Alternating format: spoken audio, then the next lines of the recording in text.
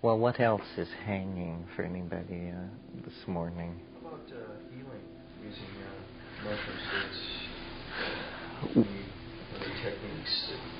Well, shamanism, we tend to lose sight of the fact that for the people who actually practice shamanism as a day-to-day thing, healing is what it's always all about. And the shaman isn't making these journeys for his own education or so forth. It's always to heal. I don't really see the mushrooms as specifically a cure in the ordinary sense for X, Y, or Z condition. It's more that in the psychedelic state, this is kind of hard to articulate and sounds like mumbo-jumbo, and maybe it is. But I've noticed that in the psychedelic state, it's as though within the parameters of the body, the ordinary laws of physics are somewhat in suspension. And there's a great deal to be learned by somebody about touch and light and sound, especially sound, I think. Sound, to me, is the key to understanding and going deeper with the psychedelic thing, not only in the healing modality, and in that case it's about sound directed into the body, because we do have extraordinary senses on psilocybin and on these other tryptamines, and I'm not mystical or woolly-eyed about this, and I don't make any claims about what senses. But if you sit down with a person or a watermelon, for that matter, when you're stoned and sing into it, the quality of the hallucination is such that there is a way of thinking about it where you could say this is an acoustical hologram of the interior of their body. I don't say that. I just say, my goodness, isn't it strange that I seem to be able to see the inside of the watermelon when I'm doing this. Touch. I'm not an aura man under ordinary circumstances. I'm not sensitive to these things that you have to be sensitive to. If you have to be sensitive to something, that's not for me, because I'm basically insensitive. But nevertheless, there do seem to be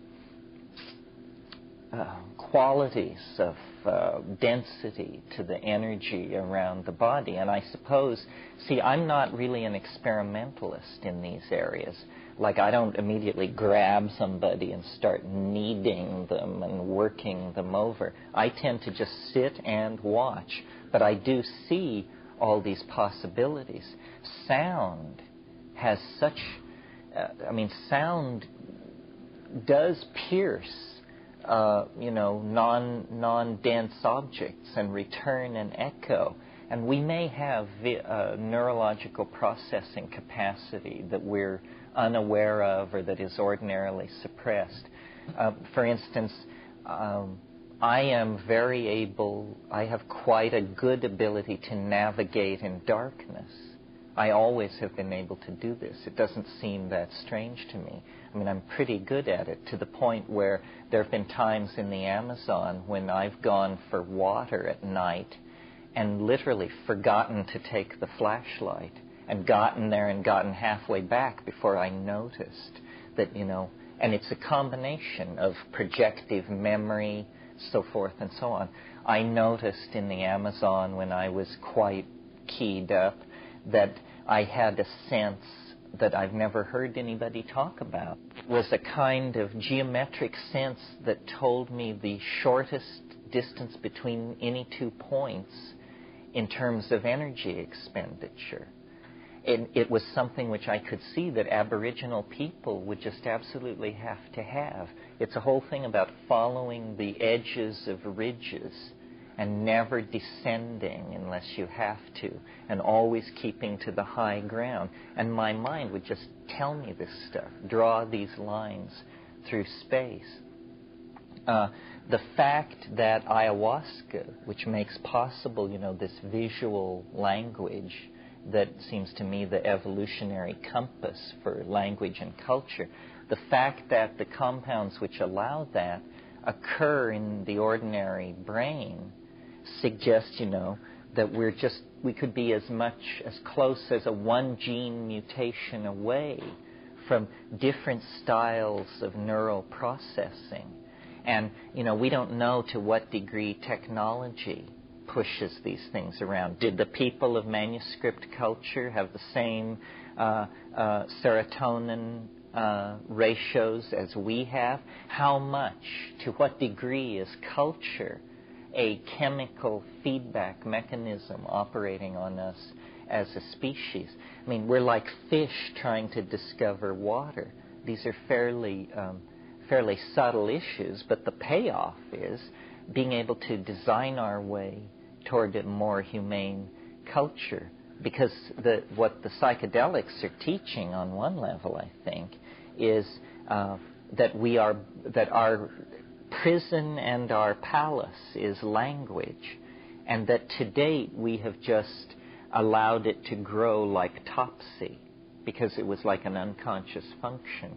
But it no longer need be an unconscious function. After all, we are now writing languages like crazy for computers, defining for them what concepts they can and can't think, what forms of logic, what algebras shall and shall not be permitted.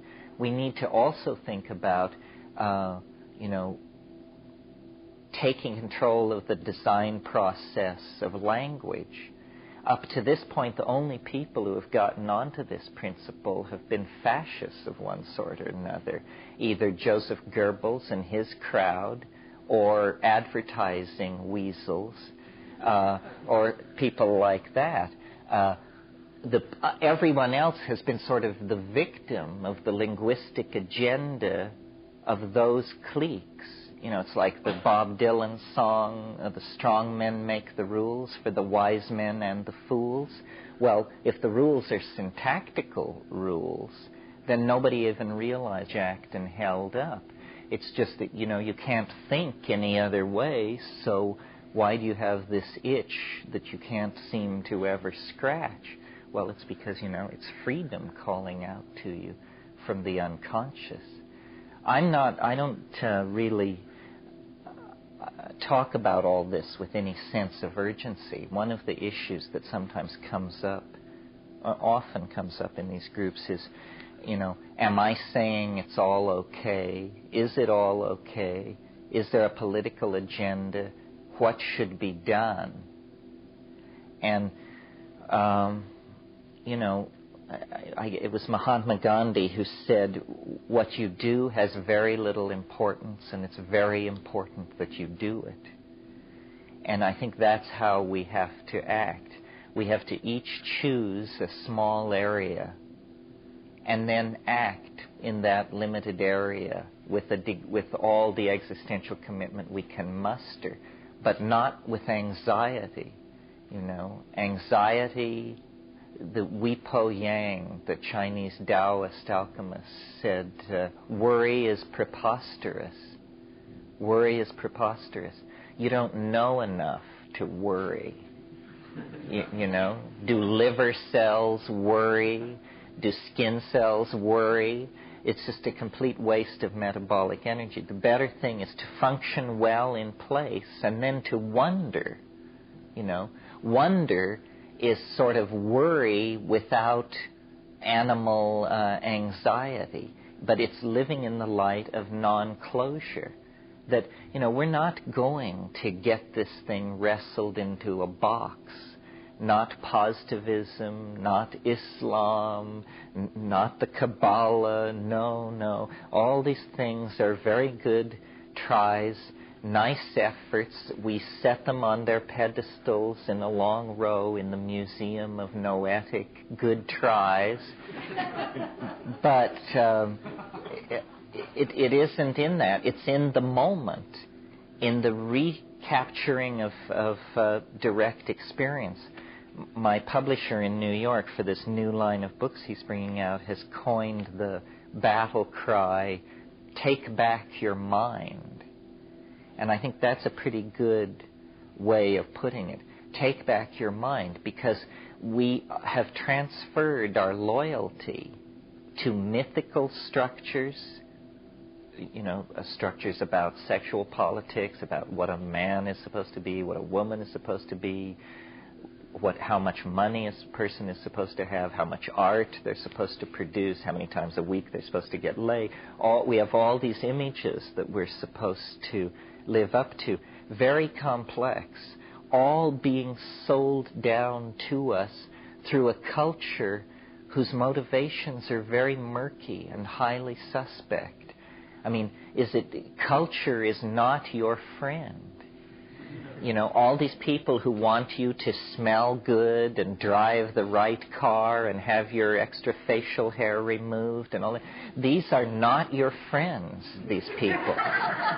And it pays to remember that, that there's a struggle on for loyalty, that you are much more, you look much better to the institutional structure if you work hard, consume quietly, choose from the political menu without a lot of fuss and that sort of thing. But in fact, this kind of business as usual has led to the sort of lethal crisis we're in. Our real problem, well, it's two things which are two sides of the same coin. It's ego and an inability to emotionally connect with the true outline of the situation. Because the true outline of the situation is fairly horrendous. It's that somewhere around 1945, or you name it, but that seems all right, we began to loot the future as a strategy for survival. Some kind of ethical norm was shattered, in the same way that in early mercantile civilization, there was this horrifying moment when, even though slavery had been dead for 1,000 years, they realized that if they brought back the wholesale sale and transport of human beings, they could make millions in sugar. And it was like the heart of darkness reared up, and they went for it. And our circumstance is somewhat similar. We have embarked on a similar kind of descent into an ethical dark dimension by looting the future. And this is going on at a faster and faster rate. I mean, this current situation in the Middle East, much could be said about it, but, any moral justification seems preposterous. I mean, what's happening is 8% of the world's people use 35% of the world's petroleum and are ready to blow everybody off the map to keep it that way. I mean, this is nothing more than a manifestation of junkie psychology on a mass scale. It's, we're addicted, they've got it, we're happy to pay for it, but if they won't sell it, we'll break into their house and take it, because by God, it will go into our good right arm. That's the plan. And, it's the culmination of the whole machine age metaphor. I mean, this is the golem of Metropolis. This is the robot mind run amok. This is Frankenstein. This is Brave New World. It's a world where lethal habitual activities can nevertheless not be controlled. And it's a perfect example of a culture with lockjaw of the mind. I mean, we're just going to march off the edge of a cliff, apparently. 3 days ago in the New York Times, the American estimates of casualties in the first 30 days of successfully invading Kuwait and Baghdad were published. 50,000 American casualties in the first 30 days if we win. This is the number of people who died in the Vietnam War over the whole stretch of the war. Well, so then if you win means, standing in the middle of a sea of fire with 550 million enraged Arabs looking to cut you down. It's a complete misunderstanding. And I mention it not only because it looms large in our future. I mean, I think, we're arranging the deck chairs of the Titanic sitting here talking about this. It's basically June of 1939 and everyone's planning their summer vacation in the Catskills. But it's also an example of how these institutions can't save themselves. I mean, everybody knew in 1973 that this moment would come, that policies needed to be put in place, $1 a barrel tax on oil, some minor thing. But no, it's just a mindset that is self-destructive. And, the fundamentalists are in anticipation of the end of the world and so forth and so on. There isn't going to be any end of the world. There's no easy way out like that. And you're hearing this from the prophet of 2012, all of these fantasies, all of these infantile fantasies will be acted out. So, if you want your mini apocalypse, you can have it, and we can bomb Baghdad and gas Tel Aviv and fire the oil sands and kill millions of people on both sides. And you know what? It ain't going to bring the guy from Galilee, and it ain't going to bring friendly flying saucers from Arcturus. All it's just going to bring is a deeper, bigger mess for the human race to try and clean up. Anybody who thinks that, you're going to save the world by setting it on fire is going to be sadly... It's a rare moment for the collectivity to try to anchor itself in larger visions. The reason human society is haunted by messiahs and tin horn visionaries preaching on every corner and people waving little books of different colors is because there is no full development of the individual. There's this kind of arrested, prolonged adolescence, and it's created through institutions. Institutions are a demonic force in human life because they give permission for us to cease developing and to put our loyalty behind some weird creed that has been worked out, usually by a bunch of guys wearing dresses. And then they, hand it down to the rest of us. Anarchy and chaos, anarchy is always just, that's, surely not, my dear fellow. That's so awful to contemplate.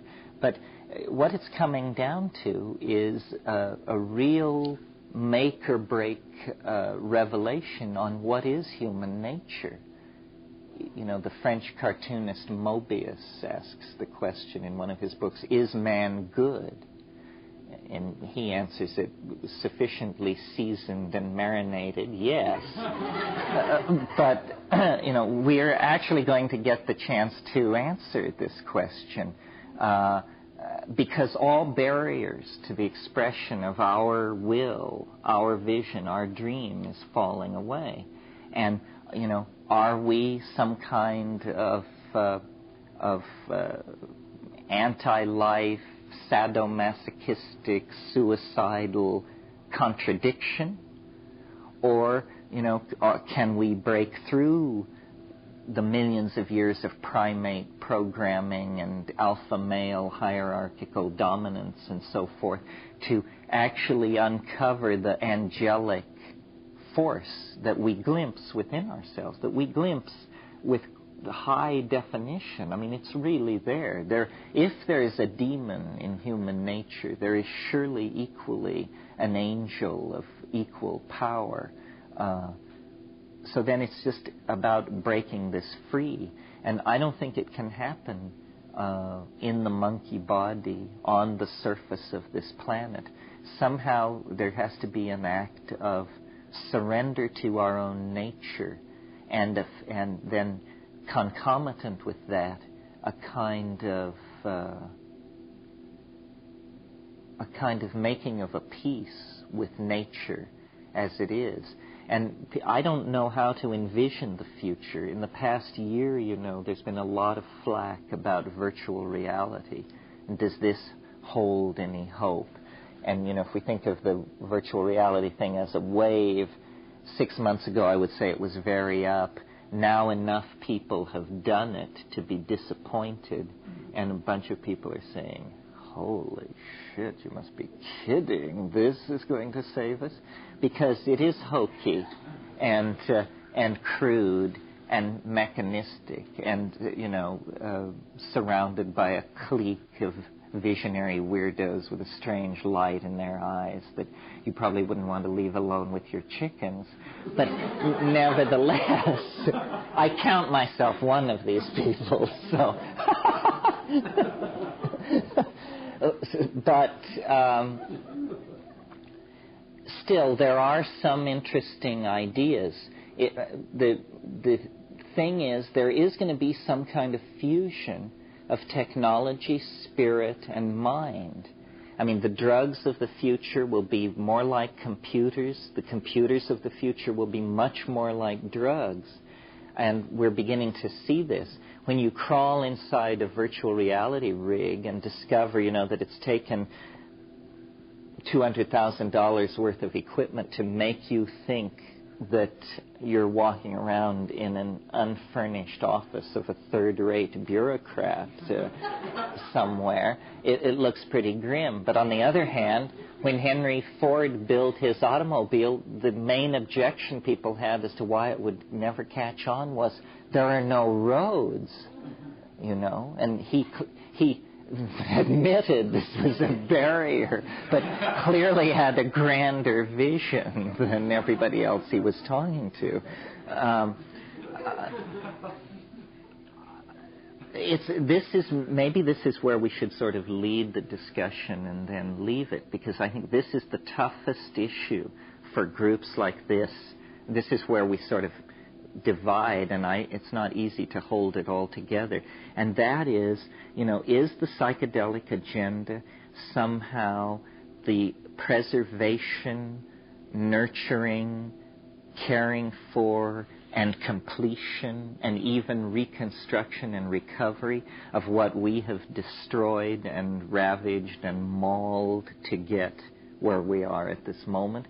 Or are we stuff of a different nature?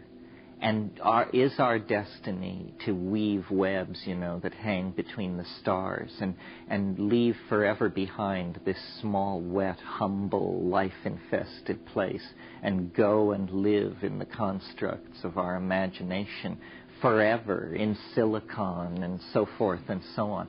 And this is... at least in my personality, these things are almost equally balanced. I mean, I feel very torn. I don't like the Gnostic, Manichaean need to say, well, there must be a total split, that man and nature cannot coexist. Man, for the sake of humanity and for the sake of nature, must go into our own dimension, that the imagination is our cosmos and we are to inhabit it.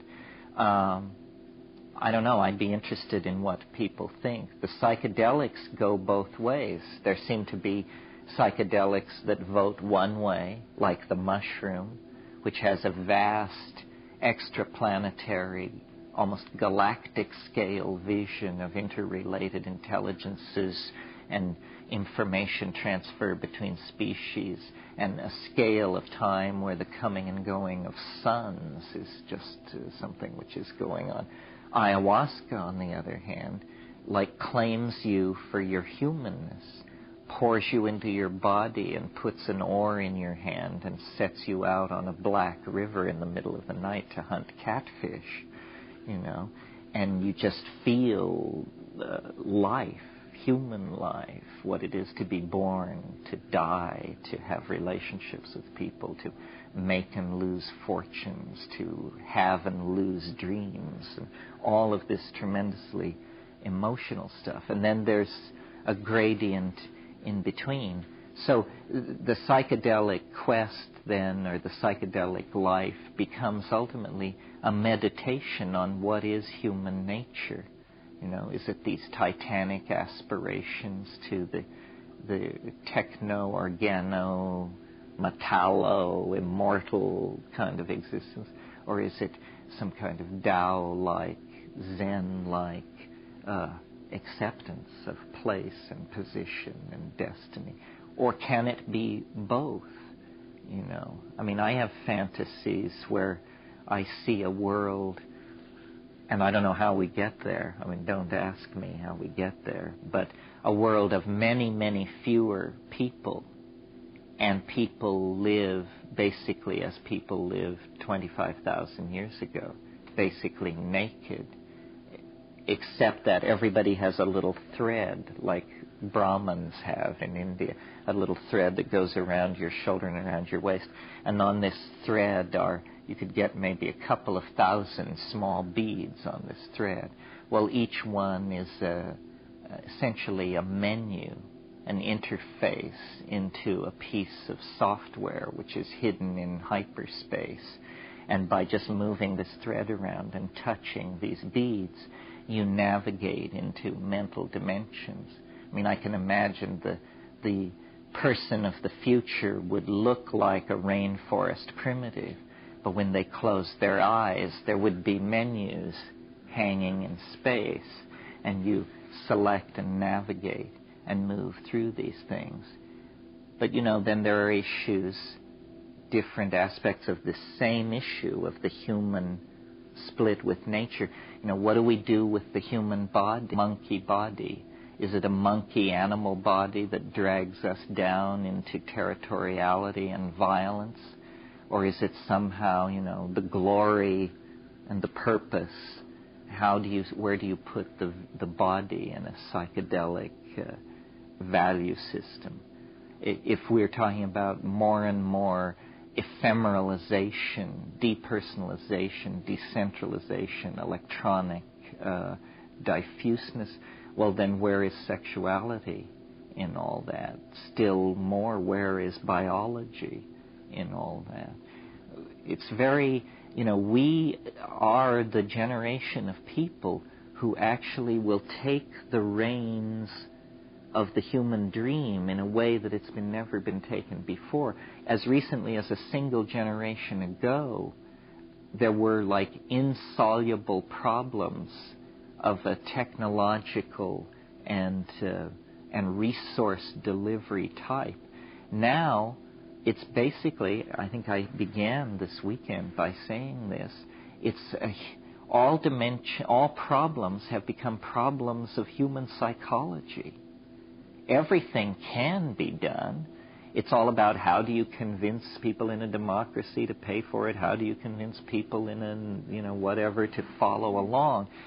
All problems have achieved a human dimension. The state of the atmosphere, it's a human problem. The temperature of the ocean, human problem. Everything has to do with changing and re-engineering the human mind. Now, the real barrier to doing this, as I see it, is the cultural momentum of the past, and that's a very nice and sanitized way of saying fundamentalist religion. Fundamentalist religion goes into a tizzy when you start to, they would say, tamper with human nature. This is why drugs, abortion, homosexuality, notice that what these things all have in common is they slightly seek to tweak or define human nature. And, this is extremely unwelcome.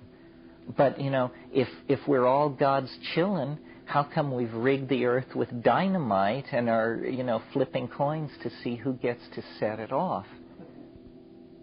This concludes Side A. We have been infected with the idea of original sin, and this is part of what keeps us infantile. We actually believe, I think, every single one of us at some level, that we are flawed, unfit. And this is paralyzing because if we start talking about redesigning human nature, people say, oh, wow, this is what Hitler was talking about. As soon as you start redefining human nature, you redefine it worse. The beast returns. It means, we have no faith whatsoever, and we believe, that the given situation is the best of all possible worlds, is what that's saying. And I don't believe that. I agree there have been horrendous misapplications of the wish to redesign human nature. But on the other hand, the style which lets it just develop like an untended, weedy lot has produced a fairly weedy lot of leaders with no great apparent commitment to the salvation of the human race either. What it comes down to is responsibility. Politics without responsibility is fascism. And politics responsibly practiced is, the only other option available. All this goes back to this theme of the primacy of experience, recapturing the primary importance of yourself, first of all, and then your affinity group, the people around you. McLuhan said that this would happen naturally, and from what I see over the past few years, it seems to me this is so, that he called it electronic feudalism, and said that the nation-state would dissolve under the impact of electronic media. His timetable was a little too short. This is really a problem for prophets. But he was perfectly right. I mean, what happened in Tiananmen Square, what happened in Eastern Europe, was entirely the product of information technology just conveying images from the West, dissolved the whole myth of Marxism, which relied on, a false view of reality. The thing is, these images are value neutral. They're corrosive wherever they move. The same forces that destroyed the Communist Party in Eastern Europe will destroy the ruling families of the Arabian Peninsula with equal ease, because what it is it's an anti-oligarchic virus that has gotten loose in the language ocean of the planet. I mean, the thing that happened in Tiananmen Square, you could feel every government on earth heave a sigh of relief when they got that under control. Because the nightmare of every government on earth is 1 million peaceable people assembled in the main square of your capital city demanding that you pack up for Switzerland. I mean, that is it. And if it happens in Bucharest, you go. If it happens in Tirana, you go. If it happens in Washington, you go. Nobody says no to 1 million people in the streets. That's what the Shah of Iran found out. I mean, he made a decree that if more than 3 people gathered in any place, they would be shot dead. The next day, 2.5 million people marched screaming beneath his window for his head. You look at a scene like that and say, hey, it's time to retrench. It's time to seriously cut a deal here. Well, this is a long, rambling answer to the question, what is to be done? How can we make a difference? And I think the way that it's to be done is by empowering individual discourse and recognizing the power of the individual. Huge amounts of global civilization are operating on automatic pilot. You think that if you were to walk into the World Trade Center or the Pentagon or NATO headquarters in Brussels, that there would be smart people furiously running things. There are idiots everywhere, at every level of organization. I mean, if you were to attend a cabinet meeting, one guy will be asleep with his face in his plate. I swear, it makes no difference. And we, the little people down in the labyrinthine streets of the city, looking up at the castle as the great ones come and go, we believe that they're all about the fine business of humanity. But, it's just a fiction. It's an absurdity. And to the degree that we proclaim it so, the meme spreads, and the dream of the oligarchs, the autocrats, the programmers is dissolved.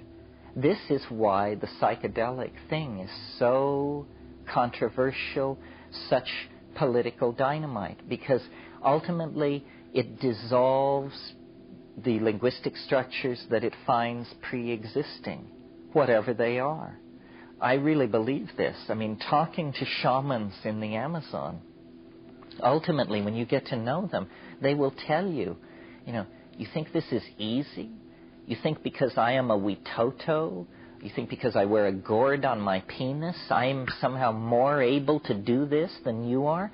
No, every time I go, I know it may be the last time because it's so hard. It's so challenging to who I am. It always is. I mean, it's a real edge. It's not an edge that you go and map, and then the next time it's not an edge.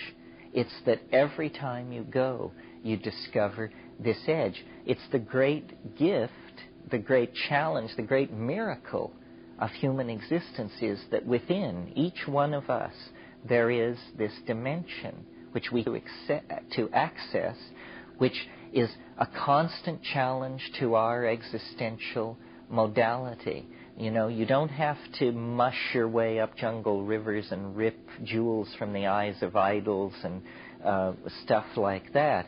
You can, on a Saturday evening in the privacy of your own living room, become your own Magellan. And you are no less courageous than Magellan. And maybe Magellan is a bad example since he didn't make it all the way around. Your own Columbus. And this dimension of freedom has always been 95% of what the human experience was about in terms of risk and thrills. And religion is not, the mumblings of men wearing dresses. It just isn't. Nor is it all of this philosophical mumbo-jumbo that arises out of rational discourse and brain specialization. It's that somehow part of the package of being a living, thinking being is that you get a universe inside of you. You get a galaxy-sized object inside you that you can access.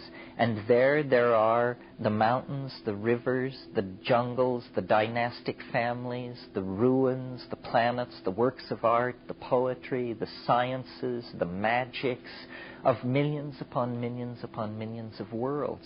And this is apparently who we each are. We're a little bit of eternity sticking into three-dimensional space and for some reason occupying time in a monkey body.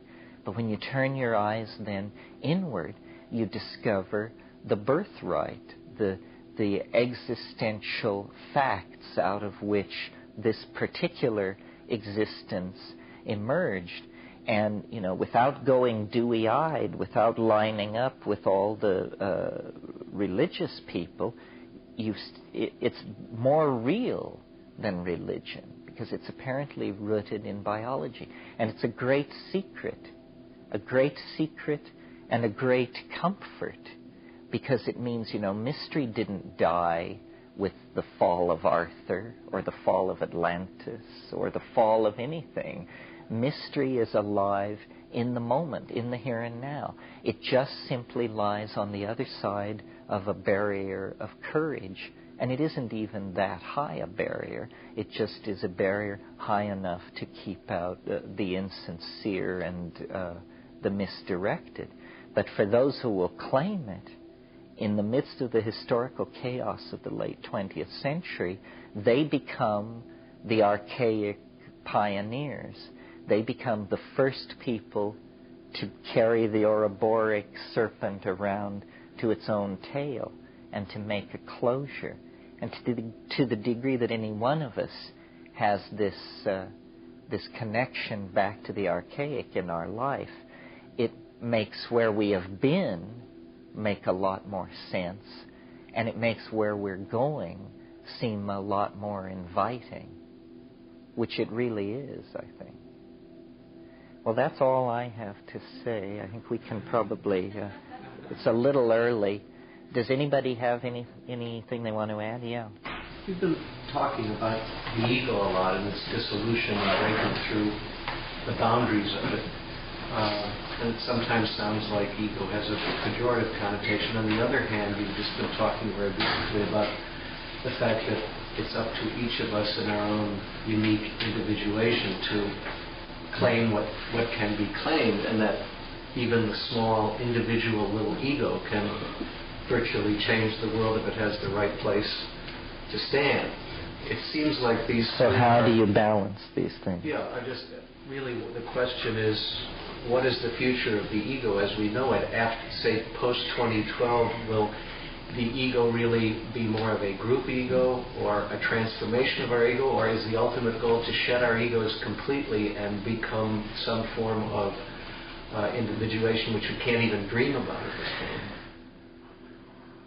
Well, you're right. There's a dynamic tension there. Sometimes when this comes up, I answer it by saying, that you need an ego. If you didn't have an ego, you wouldn't know whose mouth to put food in when you have dinner with someone at a restaurant. So ego is necessary to keep straight whose orifices are whose. And that's the main function of ego. But then, there is a deeper level to it. Somehow, the way I imagine it is that the ego is, the correct expression of ego is when there is ego present, but it is perceived as Tao. In other words, Tao is this state where you just go along and somehow get along. And ego is a state where you're somehow pushing the river, and that's how you get along. I think the ego of the future will be much less possessive, and that it's the possessiveness, the projection of the domain, really, of the ego outside of itself, specifically the control of other people, sexual partners, children, parents. The way I imagine this pastoral situation of 12 or 15,000 years ago to work was people simply had group values because the children were group-owned. And that made such a tremendous difference in how the society imaged itself. People lived for the group, and at the core of the group were the children. And people always put them first. So everyone identified with the children. Everyone was willing to face risk to preserve the core of the younger gene pool, and that was what made the difference. This concern for male paternity is really a poisonous factor. And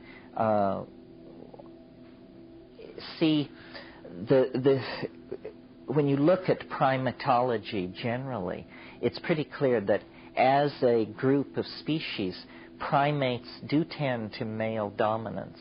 That even the apes and the squirrel monkeys and the New World primates, in the wild, there's usually an alpha male that's dominant.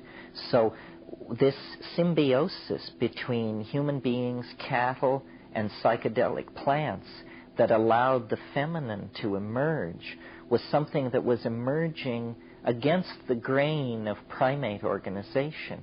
So really what has happened is we have returned to a more animal kind of existence. We are more like beasts than the people of 10, 15,000 years ago, because they were using psychedelics to artificially, you could say, or pharmacologically inflate feminine values. And this allowed them to become civilized people. I mean, I have a somewhat elaborate theory about this, but I think that women are responsible for the emergence of language, because I think that the division of labor that we know went on very early because of the male's larger body size in the upper half of the body, that the males tended to specialize toward hunting. Hunting puts a premium on physical strength and stoicism, meaning sitting a long time with your mouth shut. And then you have a limited number of commands. The women, and bladder control is very important, where women fail that test. So then what the women were doing was they were specialized as gatherers of plants and roots and insects and stuff like that. Well, this is a tremendous pressure to develop descriptive taxonomy, because gathering is the art of descriptive taxonomy. You want to know that you want, the little bulbous root with the yellow flowers that grows down between the shattered granite boulders near the creek. It's all language, language, language. And the pressure is life and death. If you eat the wrong plant, you become very sick, or you abort your fetus, or you die. So those who were well able to describe bits of the gathering side of the economy were quickly outbred those who weren't. And language may have even been a kind of secret ability of women at some point. You see, psilocybin synergizes language like bursts of activity, and may have been the thing which set it over. But what happened in this woman situation with language is a good example of what often happens with cultural innovation. The women possessed all this knowledge about hunting, about the gathering of plants and the magical use and preparation of plants, but at a certain point the database became so huge that it underwent a collapse conceptually, and some brilliant woman realized we don't have to know about 600 plants and all these locations and seasonal variations and all this. We just have to concentrate on 5 plants and really learn all about those plants, and then we can dispense with all this stuff. And this was probably because in the nomadic cycle they would encounter their own middens from the year before, and there would be cereal grains sprouted, and you quickly put it together. But the specialization represented by agriculture, that was the beginning of the end, as far as I'm concerned. Because at that point, there was retraction away from nature. It was no longer about letting nature guide you to gather and find what you needed. It was a kind of paranoid, a kind of rip-off attitude. It was, let us exploit these 5 plants. This means tilling the ground. It means the end of nomadism, because now we're going to settle in one place, and we're going to redirect the flow of water, and we're going to become agriculturalists. It's an entirely different psychology. Weston LeBar said that psychedelic shamanism died when it became important to get up in the morning and go out and hoe the corn. And then people replaced the psychedelic gods with the gods of wheat and corn. The Tammuz, the corn god of ancient Babylon, then appears. And gods of agriculture and male dominance go hand in hand. The previous religion at the edge of the high Neolithic was this religion of the great horned goddess. And it was a religion of nomadic pastoralism, orgiastic sexual, activity, psychedelic drugs, and tremendous emphasis on cattle. Cattle were the great bridge to all these concepts. We start out as a baboon-like creature wandering behind these herds of ungulate cattle. I've seen baboons do this in Kenya, flipping over cow pies, looking for carrion beetle grubs as a source of fat and protein. But then, we went from predation on carrion, the kills of larger animals, to slowly actually domesticating these things. And the milk and the blood and the manure and the meat and the mushroom would all be seen to be things which came quite naturally from the cow. The cow was like this supreme feminine symbol. And all over North Africa and the ancient Middle East, you get this late Paleolithic great horned goddess. The cattle religion and the emergence of consciousness seem to go hand in hand. One time I was waiting for a load of mushrooms to come on, and it was very strong. I had sort of miscalculated, and I had gotten too much, and I could see this thing just coming at me, huge force, and I heard a voice. It was actually the Swiss air stewardess from Federico Fellini's 8½. But it was that voice, and she said, "They say it helps to lay down, cowboy."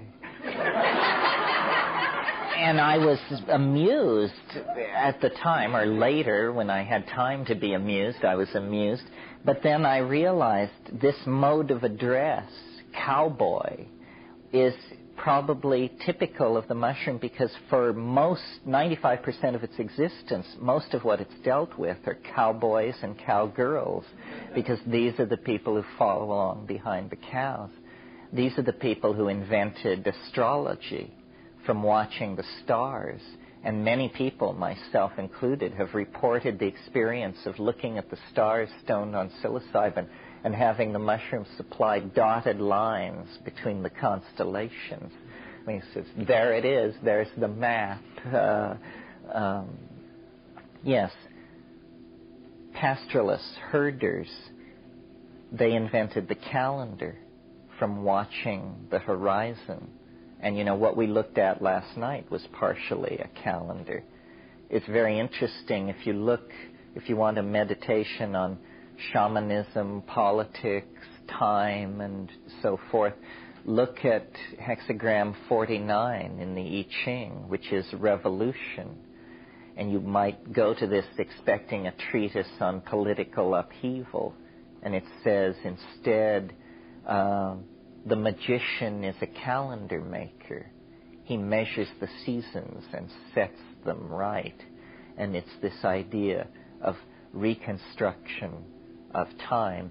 The message that I get out of the psychedelics is that we need to reframe the largest frames in our linguistic cosmology. Means reformation of the calendar, reformation of language, that we cannot evolve any faster than the languages that we are imprisoned within. We are linguistic creatures somehow. And so we need strategies, catalysts, enzymes, whatever it is, practices that force the evolution of language along conscious lines. If we don't do this, the old styles of thinking, the old concepts are just going to pull us down.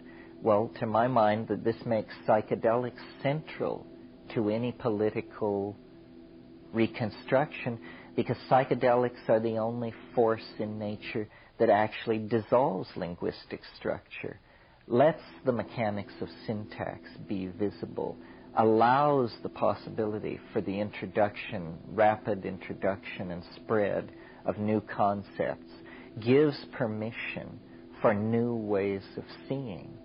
And this is what we have to do. We have to change our minds. Well, that's it.